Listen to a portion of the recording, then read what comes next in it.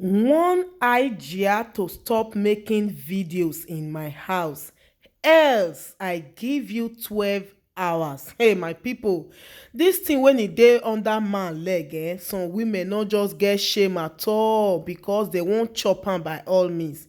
Like this Mercy Aigbe marriage with Kazeem Adeoti, when e be say right from the very beginning of their marriage na gbas don dey happen for social media.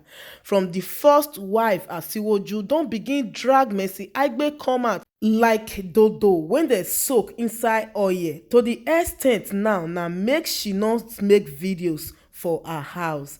According to Kazeem first wife Asiwaju, e drag out Mercy Aigbe and Adeka's production, I mean Kazeem Adeoti, for the last and final warning, and e don tell dem say make dem stop to dey push her because dem don too take her silence for fool. According to her, whether her husband go marry second wife or not, e no be her problem. After all, she don move on with her life, but she no want Mercy Aigbe to trespass the property when she build with her husband.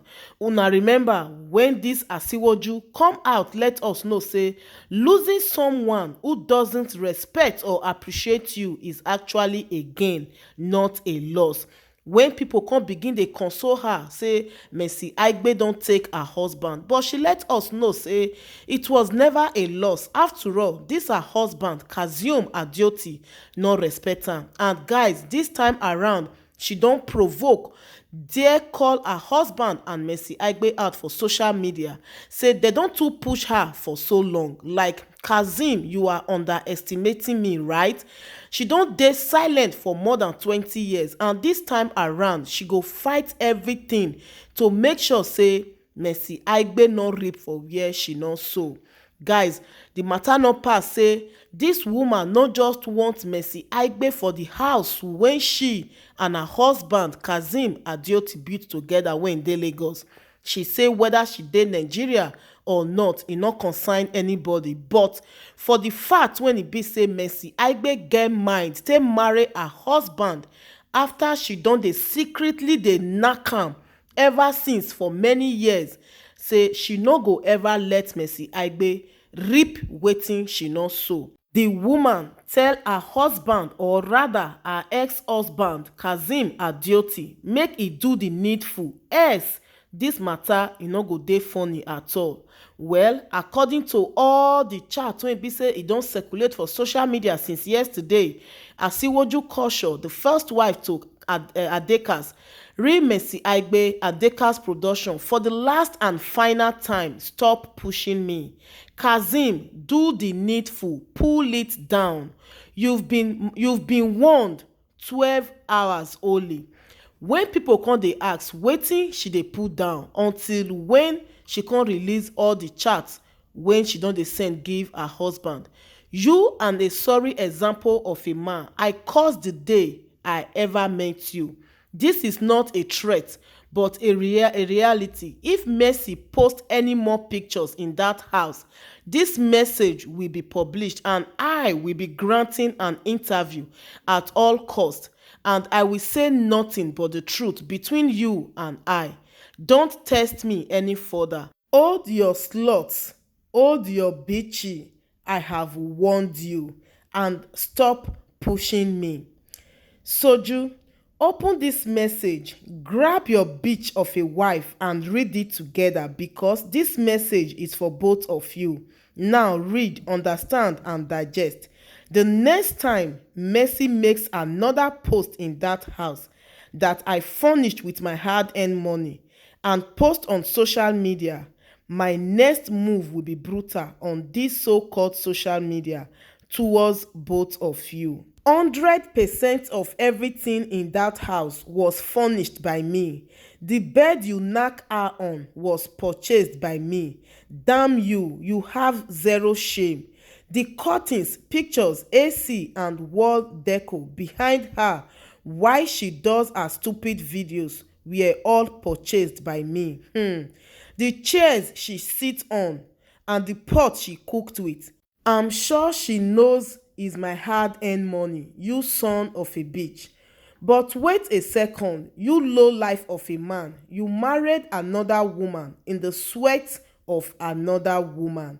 Well, guys, this Kazeem Adeoti don finally come react, let us know say na him built the house by himself, no be wetin dis him first wife dey let us know. According to him, Kazeem Adeoti, I have read many things that have been written about me and my family, many of which are fabricated lies and some directly from my first wife, which understandable is angry I married a second wife. At this point, it is necessary I put records straight. I have two wives. One lives in the US, while the other lives with me in Nigeria.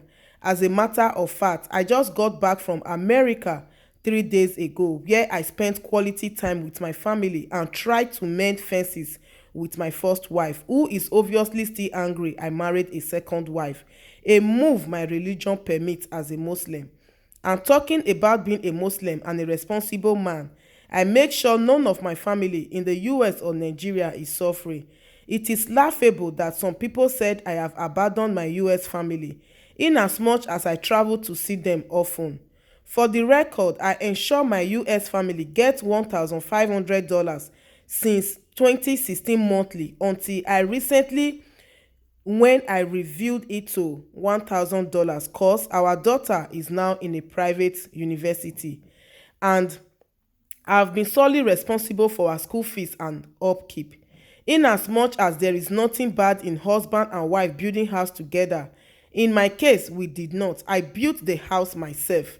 When I was furnishing the house, she bought some furnishing materials and part of the money I have refunded.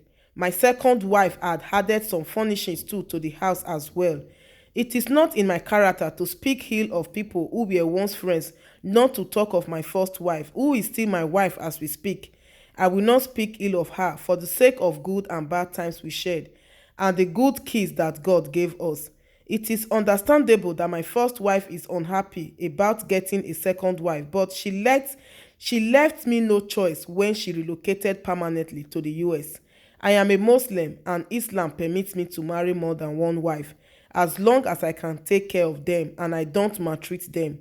I can understand before God and man that as a man I have done my best not to maltreat them. And I will not paint my first wife bad no matter what or use foul language on her and her family who have been with us all through this journey. When she came to Nigeria recently, she, myself, her family and mine had Zoom meeting. We didn't see physically and our meeting was open, honest and respectful. Many of them are surprised at the turn of events and the dragging of family name in the mood, but as it is, we have to leave everything in the hands of God and let God continue to guide and reward us all. Guys, una hear am from Kazeem Adeoti. Im let us know say the house na him build am by himself, na only furniture materials na him dis him first wife foshu buy, and which Mercy Aigbe the second wife don still dey buy for the house. So therefore the first wife no get right to tell him to stop Mercy Aigbe from entering the home. Na dis one me dey ask every time, wetin Mercy Aigbe come dey enjoy for dis kind of marriage when e be say dem dey drag her name to the moon? If e be say the matter be like this, na for the man to go build another house or buy another house so that he and Mercy Aigbe go enter. Now wow, as I talk am before, this thing wey dey between man leg, some women no get shame at all. They go make sure no matter the insult when they wan receive for social media, they go still put their head. Make una still see the one of Yul Edochie and Judy Austin matter when e be say happy married man, when una know say these people dey happy, una go dey chook head for inside, come dey build una happiness on top of another woman's tears. For me, Mrs. Asiwaju, the first wife to Mercy Aigbe husband, no ask too much. She say make Mercy Aigbe no dey snap picture for her house. After all, na both of them build the house when they still dey together. It's not too much to ask for. Make the man do the needful. If not, she promised to come and fight for what belongs to her. So guys, make una drop una comment. This na As1st TV. I will see you on my next video.